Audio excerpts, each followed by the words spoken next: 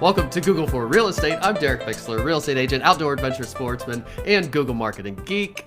Let's get into it. I do have a buildup of a lot of news and random things that I pull from different places or experiences or whatever that have built up over the last few weeks because we've been doing other things. But I'm also going to do a quick carryover from last week when we were Googling or chatting AI. We were AIing Sherry Edmonds to ask, is Sherry Edmonds a good realtor to use to sell my house in Boise?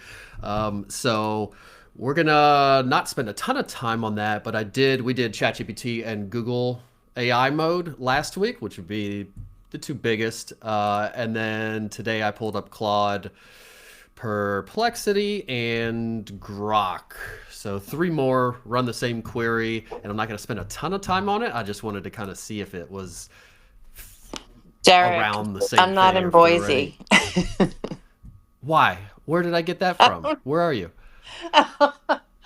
I'm in edit Cumming, that, too. Georgia. I am in a completely different part of the country. Carly's in Boise. Carly, But, we were doing yeah. Carly. Why was I Yeah, thinking Carly, not Carly in here? Okay, their names are very similar, Derek. We understand. I knew I should have listened back. That's all good. Let me change it up. So we will do the same thing. Sorry, Sherry, you will not be getting a free audit of your AI stuff. I was wondering why, like, it didn't sound right, but I got a lot of crap going on. All right. Boise, and Carly is in Boise, so I was right on that part at least. All right, Carly Siemens in Boise. Do that one. Edit. Do that one. Edit. Do that one.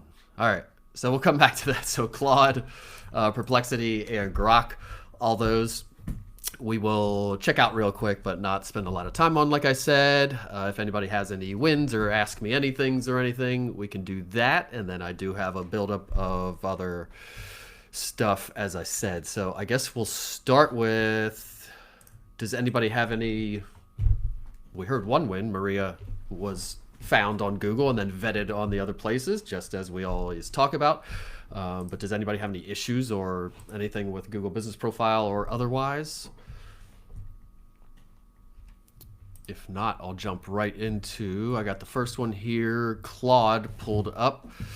Is Carly Siemens? Is Carly Siemens a good realtor to use to sell my house in Boise? I'll search for the information, blah, blah, blah. Let's check out the websites real quick. We've got homes.com again, Facebook page, Instagram, 10K cards. Haven't seen that one, but that's there. Carly Siemens, I hate 10, well, we're on Clubhouse right now. Not my, I never liked that thing. Carly Siemens, IRE directory, LRE directory, something real estate directory maybe, blah, blah, blah. Same kind of stuff we see everywhere. Next link, all the same stuff. Gives bullet points of professional background, positive indicators, some bullet points, areas for further research. Contact her directly, ask. And then I wanted to see if consider interview. Yeah, the last one, this also, which we found on, I think ChatGPT was the one that directly at the end said, hey, you should talk to some other agents too. Do you want me to help you with that? And this does as the last bullet point. Consider interviewing multiple realtors to compare their marketing strategies and commission structures. Yada, yada. So it doesn't outright say. ChatGPT was the most forthright about, hey, you should talk to others. Hey, I can help you right now. Compose an email and set up meetings with all them if you want. Would you like that? But this is still, it's ending it with that. So this is also telling people to shop around or check other people out too. But for the most part, the information seems to be coming from generally the same places, and it's saying generally the same things. Now over to Perplexity, which just locked me out, I think. I was not logged in to Perplexity. I think that was the only one of them that I was able to do it not logged in. But now I think it gave me one query and now it won't let me do it. So I don't know if that's always the case. as I said last week, I like to try to do these things not logged in and no history, and it doesn't know anything about me when I ask it this, but it doesn't have any history and doesn't make a huge difference anyway. But anyway, so now I'm in Perplexity, ask the same thing. And it's got some websites all the way at the top, all the same things. Homes.com, LinkedIn, haven't seen that one before, but you would see that in Google results. If you Googled somebody, probably regular Google results, Fast Expert, which we've seen before, blah, blah, blah, blah, blah. This really just gives it's like a 3-paragraph, not much information, just a summary, 3 paragraphs. There's no sections or bullet points or anything like some of the others. So I would say Perplexity's answer is the least in-depth, the least impressive of all of them for sure. And then it says related, how do her reviews reflect her effectiveness in selling homes? And then you can like click a plus button and it gives you, basically it runs another search of that query and then answers that. So you could get some more information, but you'd have to go to this kind of related queries and run these extra queries. What makes Carly Siemens stand out compared to other local agents? How has her experience with first-time buyers influenced her selling strategies? And all these questions are probably based on stuff that it found out there. It must have found stuff out there about her with first-time buyers, so it's asking that or suggesting that as a possible follow-up question. Why do clients describe her as responsive and knowledgeable in Boise real estate? What specific skills or qualities suggest she would be successful to sell my house? So it does go more in-depth. I kind of like how the other ones do it. They just give you the answer all right out there to begin with. You don't have to run a whole separate query, because now you're in a whole separate query kind of, and it's not this nice kind of web page about it. It's kind of fragmented, and then you got to click another one to get more. So it's basically saying all the same things, and the information seems to be coming from roughly the same places. However, that one, Perplexity, gets worst of the results, or how they display it or give it to you, for me anyway. And then last one here is Grok. Is Carly Siemens a good realtor to sell my house in Boise? Carly Siemens appears to be blah, blah, blah, well regarded, strengths, and then a bunch of bullet points, considerations, a bunch of bullet points, recommendation. Let's see if this tries to prompt to, this does not, verifying, interview her, check references, compare agents. Yeah, so it's not the last thing, but it's the second to last bullet point in the summary of her. Boise has over 2289 realtors. First time I've heard or seen that called out, how many realtors are within that, probably that association, that local association, I'm guessing. So you might also interview 2 to 3 others to compare their track records and commission rates. And all of these are calling out commission rates too.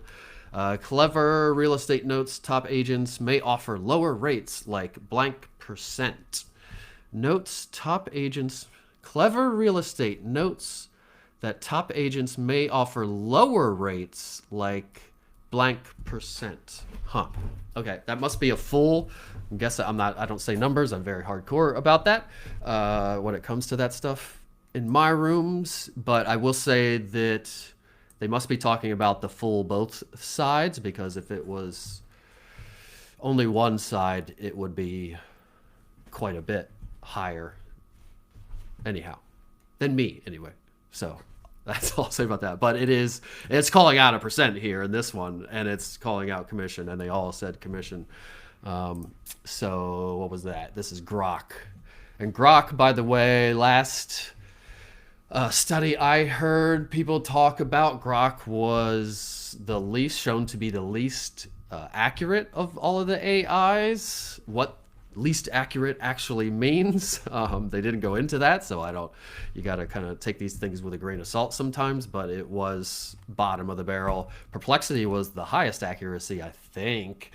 I'm pretty sure that's what they said. And then Google and ChatGPT and Claude were all kind of the same or up there, pretty good. But Grok, I remember, was the worst, and that could change. I don't know. And again, I don't know exactly what the criteria for accuracy is either.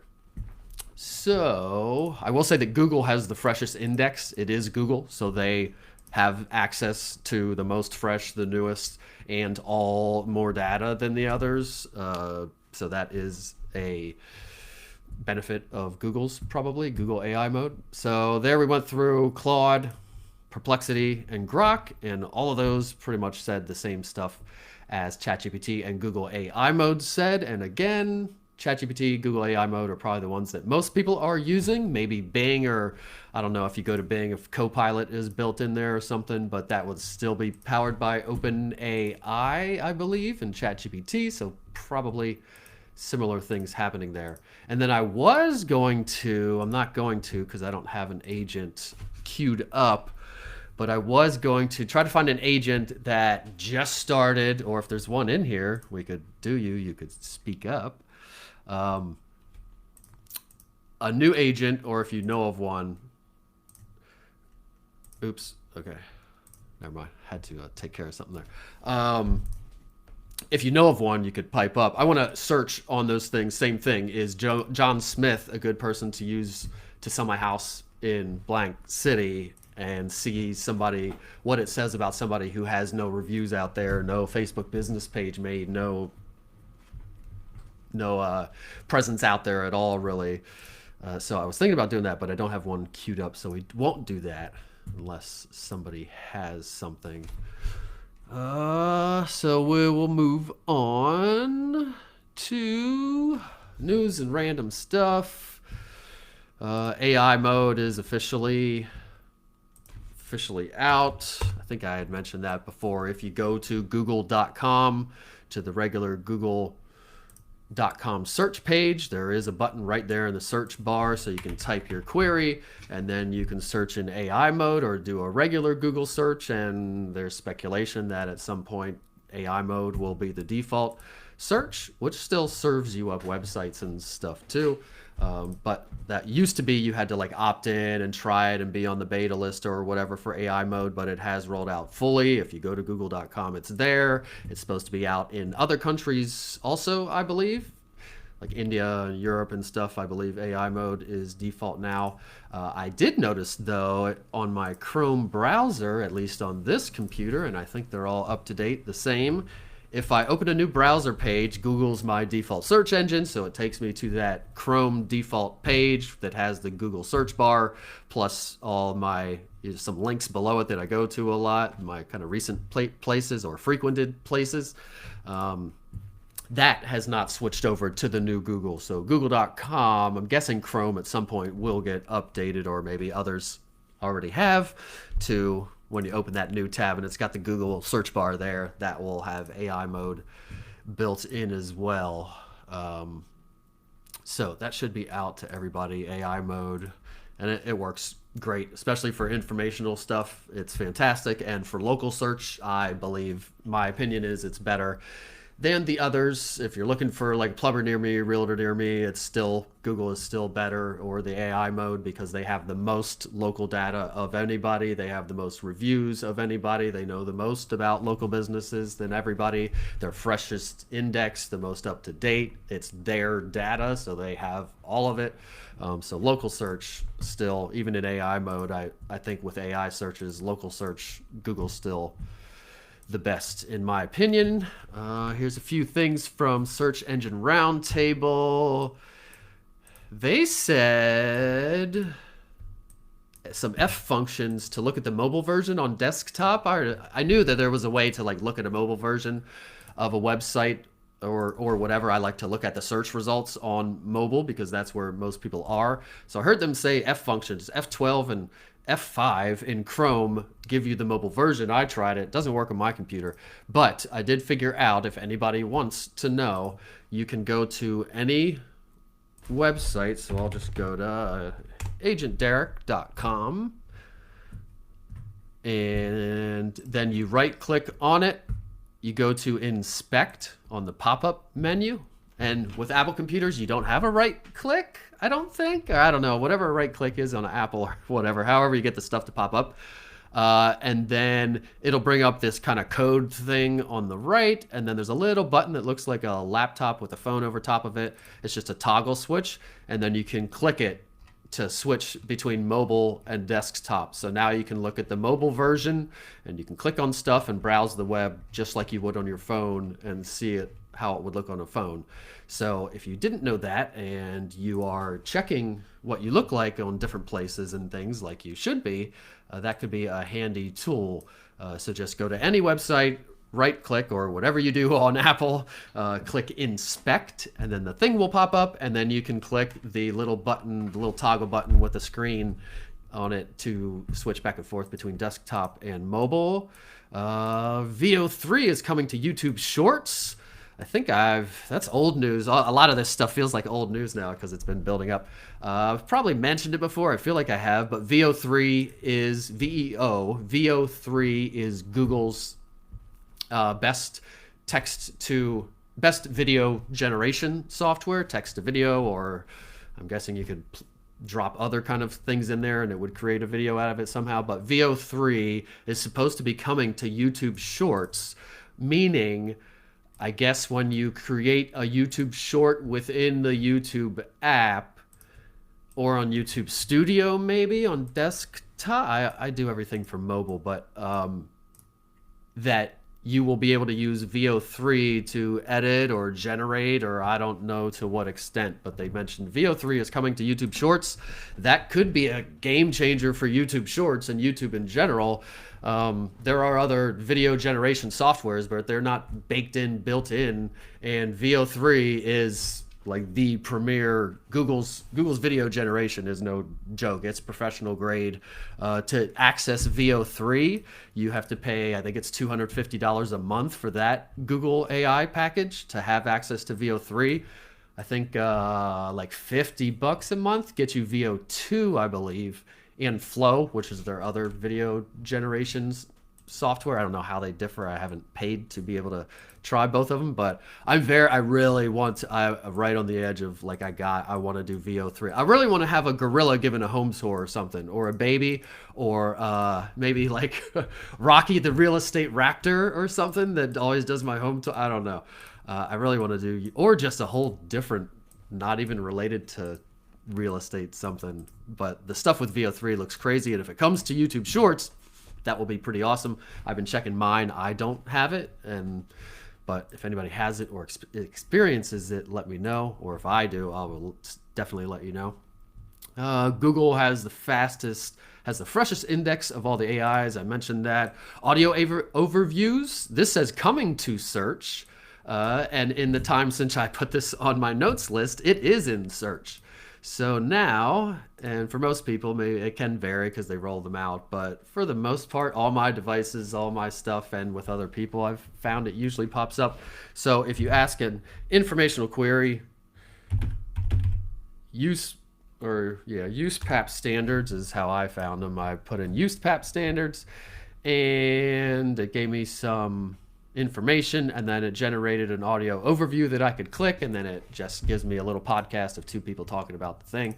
I feel like I mentioned that before, but audio overviews are not coming to search. They are in search, just like Notebook LM. It's basically Notebook LM baked into search. It'll give you an answer in audio form. Blah, blah, blah. Do an AI search. Did that. Bird Eye showing up in AI searches, plus Reddit a lot. Last week I mentioned Reddit. We talked about Reddit being important, and even getting people to purposely go on there and mention you as the person to use under queries about like who to use for this and that real estate wise, and have a profile on there and maybe even interact yourself a little bit. But Reddit, but Bird Eye was the other one that I've been seeing a lot when I do branded queries for people. And I don't really know. It's a directory or citation site, I guess. I'm not too familiar with it, but I noted it.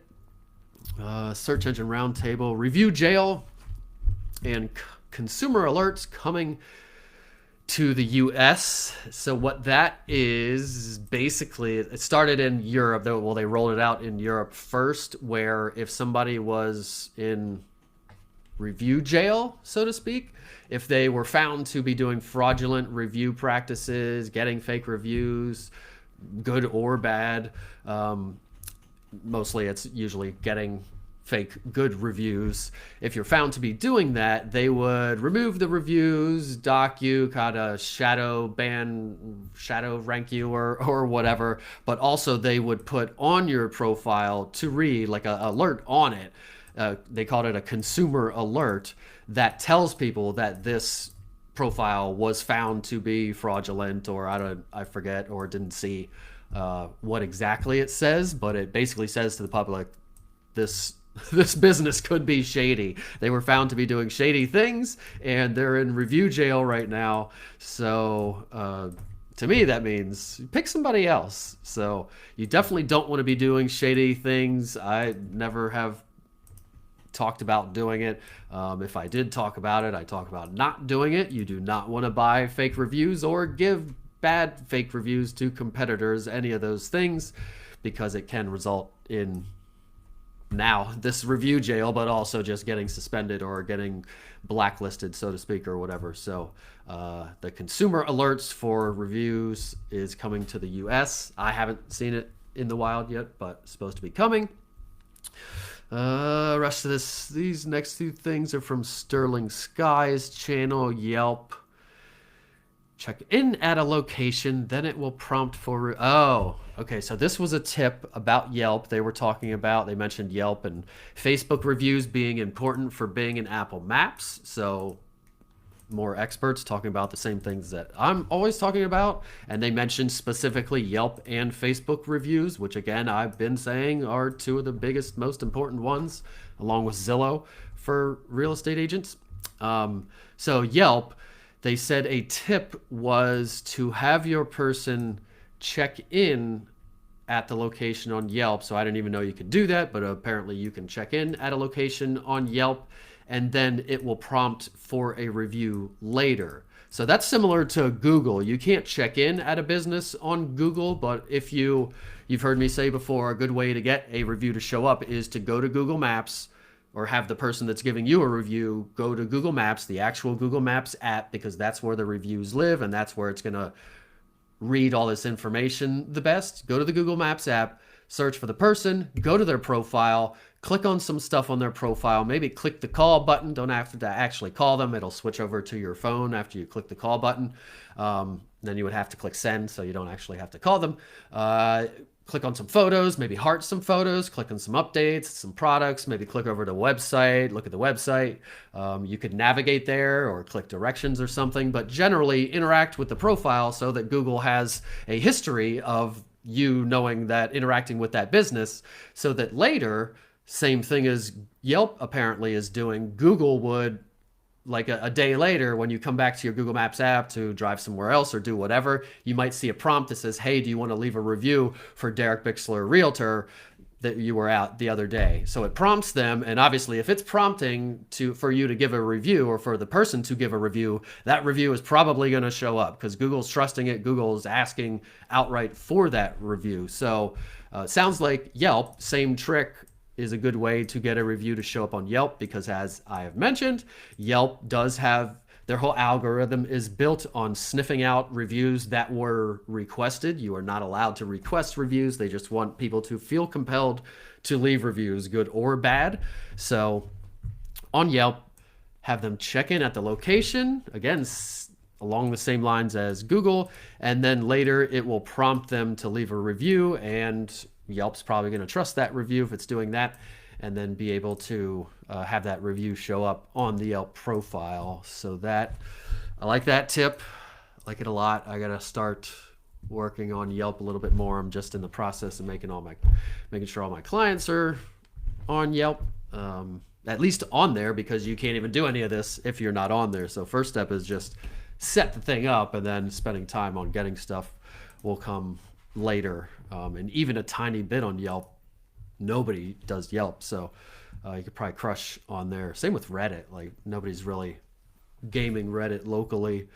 So that would also be a good one. And then they talked about getting on Wikipedia as a good SEO strategy, even for local SEO. I haven't tried to get on Wikipedia. I don't know what the process is. I feel like it's hard, or you can't just go on there and say create post and then it's on there. But if somebody has figured it out, or if I figure it out, I will let you know to get on Wikipedia, because obviously that's got huge SEO power. So getting on there would be nice. And would be a good way if on AI, if you had a Wikipedia page, I guarantee AI and AI agents of the future would be pulling up your Wikipedia page also. I wonder if, is Anita Cordell in here? No. Anita Cordell is a realtor / actor. And I know her search result, her branded search results page, we always struggled with trying to get her real estate stuff to be the most prominent and top and fill up the search results page rather than her acting stuff. Not that she doesn't like her acting stuff, she still does that and loves it, but as far as local search goes and her branded search goes, she wanted her real estate stuff to show up when people typed in Anita Cordell. So I would be interested in, if we searched her name, and I'm not going to do it right now, but if you search somebody like that's name that's got two kind of competing personas out there, what would ChatGPT say? What if you said, is Anita Cordell a good realtor to use to sell my home in Kansas City? Would it say yes? Would it call to attention that, oh, it looks like she's also an actor or something? Or yeah, it'd be interesting to see. I'm guessing it would figure it out and only tell you stuff about her as a realtor, because that's what you were asking, but be interesting to see for people like that. So Wikipedia, maybe somebody can figure out how to get us on there. Near Memo with guest Darren, Near Memo podcast with guest Darren Shaw of White Spark. He's an expert that I follow, both the Near Memo and that guest. He said, for AI, every website should have a testimonials page with first-party reviews, quote. So first-party reviews would be reviews that you can't find anywhere else. They're kind of internal reviews that you got. Maybe somebody texted it to you or emailed it to you or whatever. And you take that text, type it onto your website, and have the website called testimonials or reviews or whatever. So and for AI, they stress the importance, and I've said it too, that every website should have a testimonials page, and AI is definitely looking at websites for information when people ask about a certain person. And that's a place you can put all those reviews that didn't make it to Google or whatever. And also you can take reviews that you have on Google. You can obviously have the widget that displays your Google reviews and things. I'm not sure if there's probably a way to do Zillow widget, I guess. I bet too. On my real estate testimonial page, I have written out a bunch of reviews, but they're not first party. They're from Google or Zillow or whatever.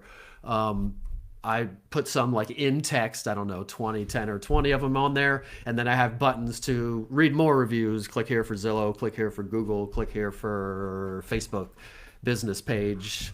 Once I get some Yelp ones up there, more than 3 or 4 or whatever I have, then I'll probably put the Yelp one there too. Or maybe I'll put the Yelp one there now, because people might not click any of them. They'll just see, oh, there's more on all these places. Trusted person, call him now.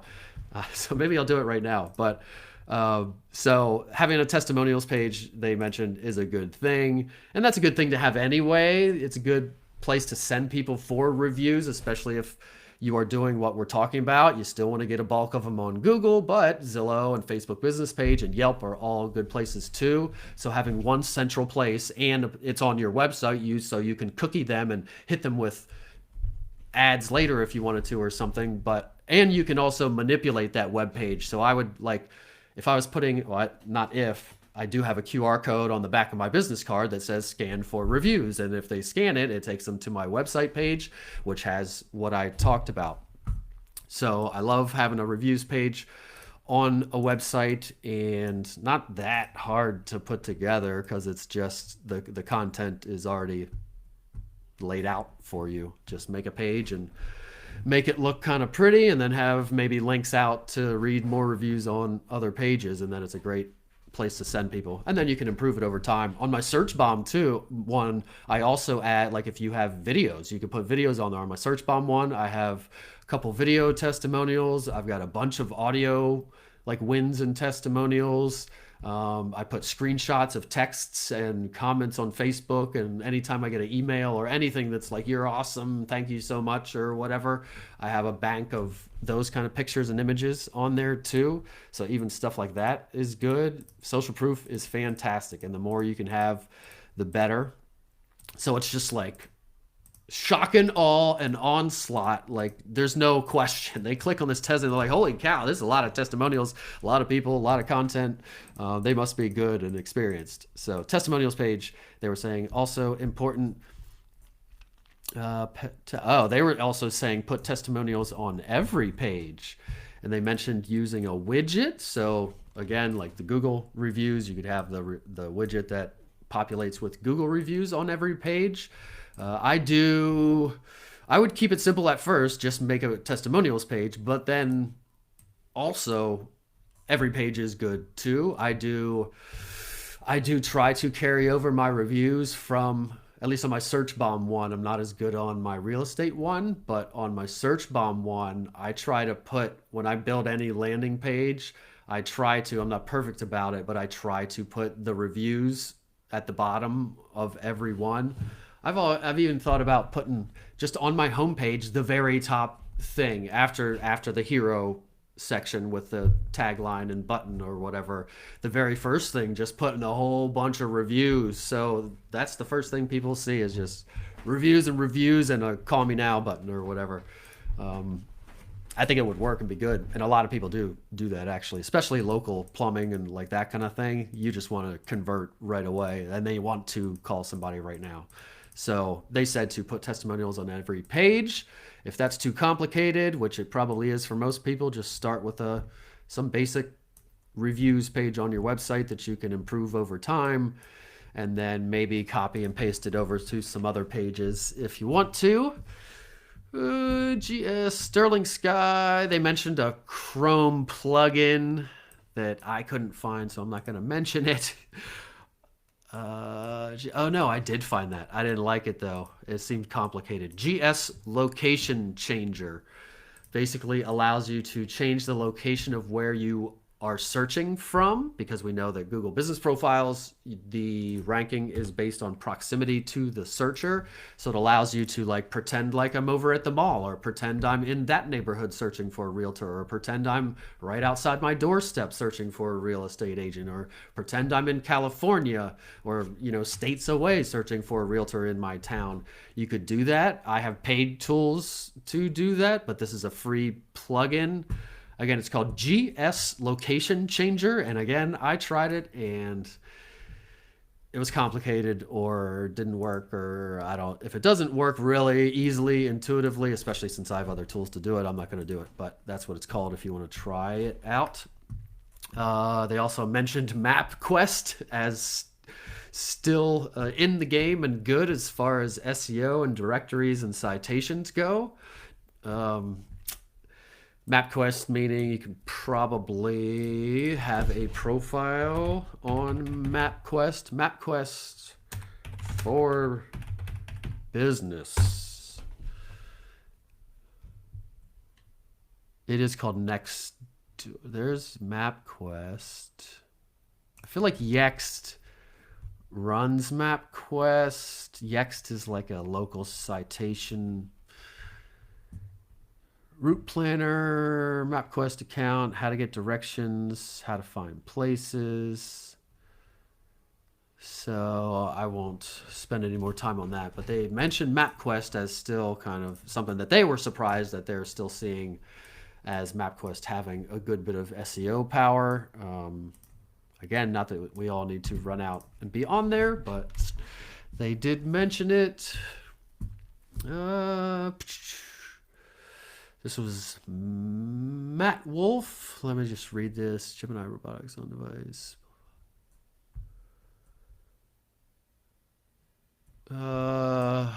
This was a podcast or a video with Matt Wolf.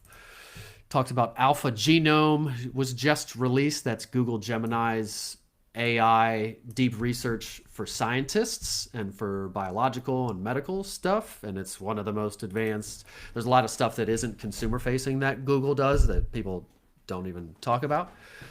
Well, people do, but not us usually. So Alpha Genome is gene sequencing, I guess, or I don't know what they do. I'm not a scientist or a doctor, but they sequence genes and they can like find cures for stuff, or they can scan like millions and billions of variations of proteins and DNAs and things, whereas it took people 8 million times as long to do 1/8 millionth of the work or whatever. So AI is going to be coming into the fold with medical stuff for sure, even more now. Not that it hasn't been involved before, but I guess the newest one has just been released and was given access to scientists already for non-commercial research. So it's not available to drug companies, I guess, would be the people that, for-profit medical systems would be the people that would want and pay big bucks for stuff like that. But they gave access to scientists already for non-commercial research.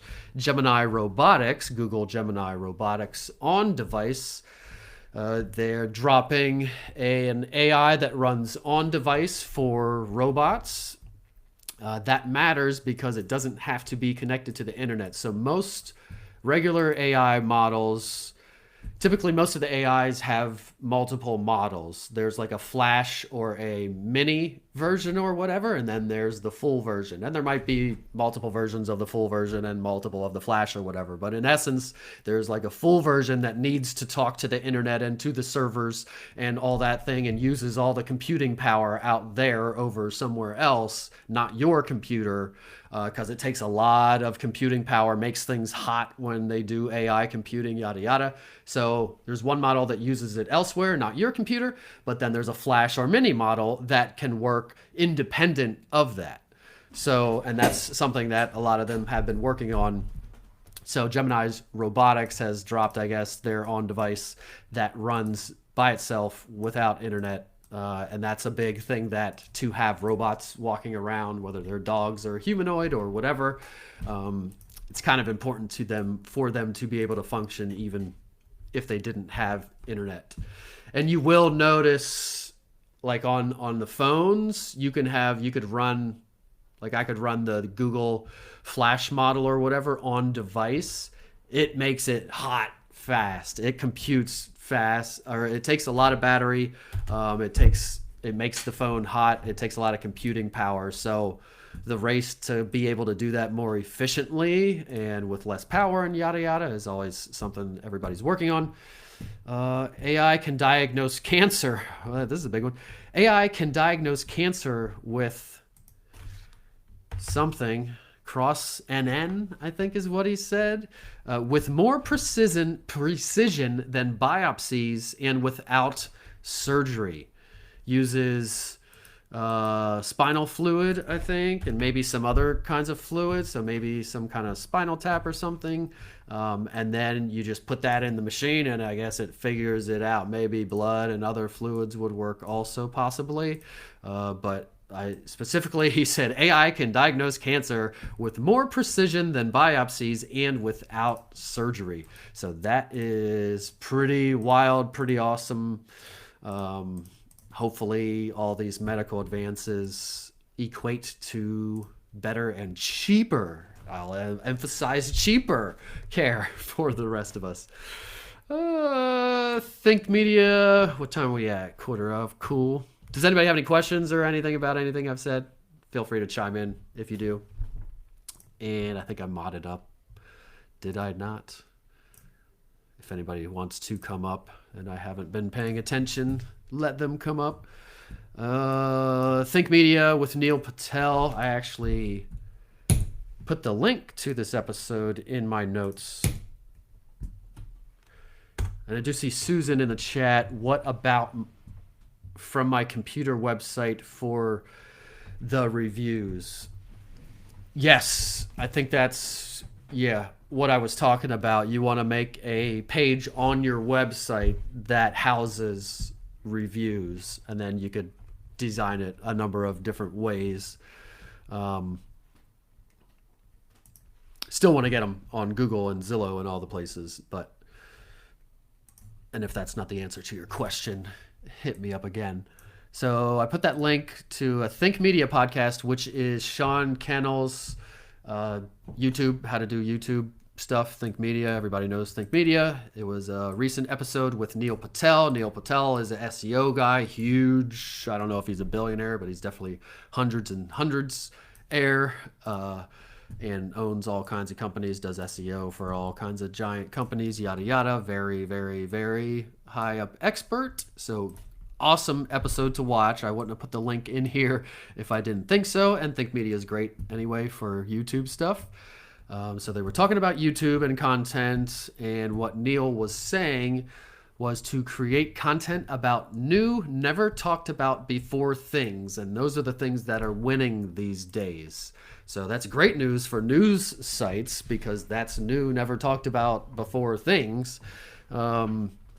So it still is along the lines of what Juan's been saying, and I've been saying, a lot of people have been saying. It is, you don't want to, in the age of AI, you don't want to just be creating blog posts or videos that are just regurgitating information, that are just informational. Like, I want to do a video about, I don't even know, about whatever. I ask ChatGPT to give me an outline for the video. I'm going to write a blog post. Give me the text for the blog post, blah, blah, blah. It goes out and finds the information, puts it in there. Then you kind of edit it, and then you put it out there. And it's, in essence, just a regurgitation of the same content that all the AIs and the search engines can find lots of other places. So what wins is stories and unique things that the search engines and the AIs won't find anywhere else. So unique stories, success stories, case studies, informational stuff still good, and having certain keywords and information on websites is still super important for sure. But, maybe it's some information and then it's almost mandatory. You got to have some kind of story or something that relates to it in there that nothing's going to find anywhere else. And the more of that you have, the better it will be. So kind of goes along these lines of creating content about never talked about before things. If it's a unique story, nobody else is going to have it. Or if it's something new, if the restaurant is opening or something just got announced or something, those are great things to talk about, because people have heard all the stuff now, and have lots of places to find it. And we just have shorter and shorter attention spans probably. But he talked a lot about focusing content about new, never talked about things. No longer in the era of social media. We are now in the era of interest media. And I think he said Gary Vee originally said that somewhat recently. So no longer in the era of social media. We're now in the era of interest media. And I think what they were getting at is the algorithms serve you up stuff that you are interested in. That whatever you're watching, they're going to give you more of it. And they're not necessarily giving you posts from your followers or your friends or whatever. And they do some of that also, obviously, but more and more and more increasingly, it's not social. It's not people we're friends with or keeping up with our friends and that kind of stuff. It's interest-based content we're being served. It's interest stuff that people are searching for. So Gary Vee coined that. It's now in the era of interest media. And that's good to keep in mind. Brand awareness, more important than traffic. Yeah, on Google, I think branded searches make up a huge, I want to say 70%, I could be wrong, but a huge portion of search traffic on Google is branded search. A lot of discovery happens on TikTok or YouTube or wherever, and then people go to Google to vet the business, and then they reach out to the person, usually from Google probably. That's increasingly more bottom of funnel.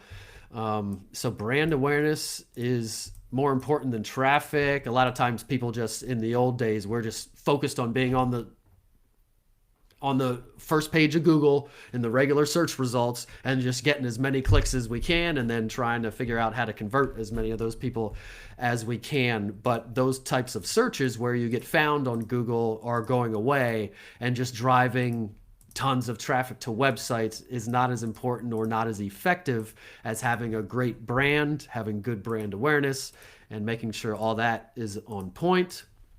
1/3 of Google searches are brand. Oh, 1/3 of Google searches are branded. So, yeah, I was wrong. 70%. So 33%. Rest are informational that don't result in any clicks anymore. So I think it's reversed. So branded is about 1/3, and then a lot of the other ones are informational. And I wrote here that don't result in clicks anymore? Question mark. Because informational queries on Google now are answered by the AI overviews or AI mode, and it gives you the answer there, and it does give you links you could click on, like this is where we got the information, if you want to read more go here, but nobody does. I never do. I always get a great answer, and I move on with my life. So 1/3 of Google searches are branded, not 70%. I had that kind of backwards with those two types of searches.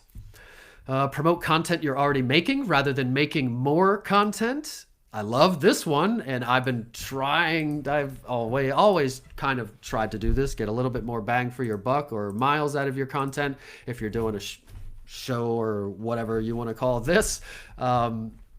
Hopefully, I record it. There's a phone right in front of me, so hopefully I can pull a clip out and then share that and get more bang for my buck. And also I'm promoting then this show that I already did.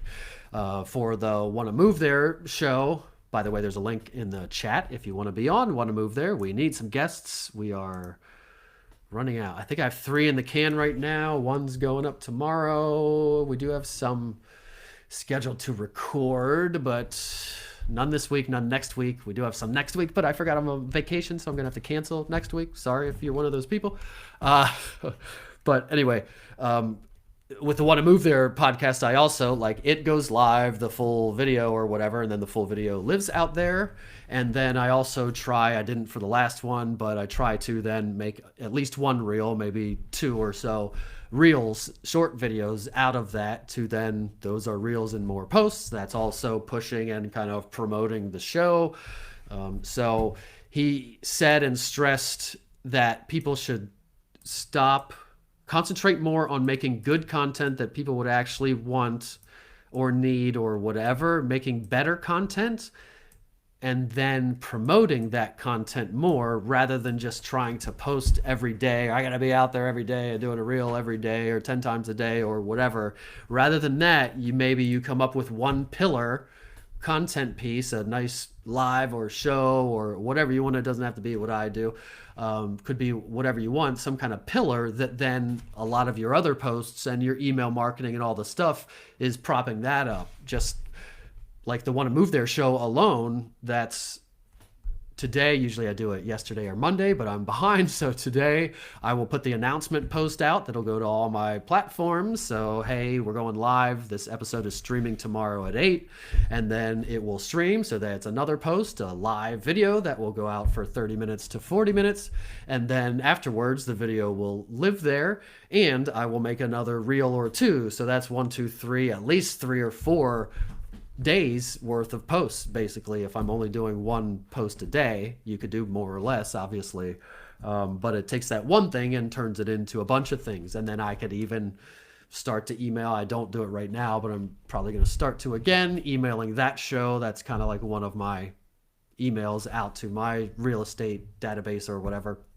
So then you get an email out of it. This show goes out, that's my email every week, out to my search bomb email list. So promote content you're already making rather than making more content. But you would have to have something that's promotable, I guess, to start with. But I would think about that for sure, because that takes you a little bit off the rabbit. It doesn't take you completely off the content wheel, because Yeah, it's a never-ending thing, but it does make it a little bit more straightforward. You don't have to think about what you're going to do all the time. I got this show, that's one. I do a it's coming post about the show. I did a it happened post about the show, or whatever the thing is. Open houses could work the same. The open house is coming up. Now I'm at the open house going live or posting a video, and now we had an open house yesterday and we had this many people at it or whatever.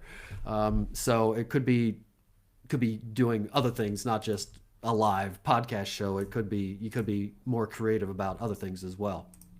Uh, and then the last thing, perfect, 9:56, was Neil Patel's channel. He has his own YouTube channel as well that I like to follow.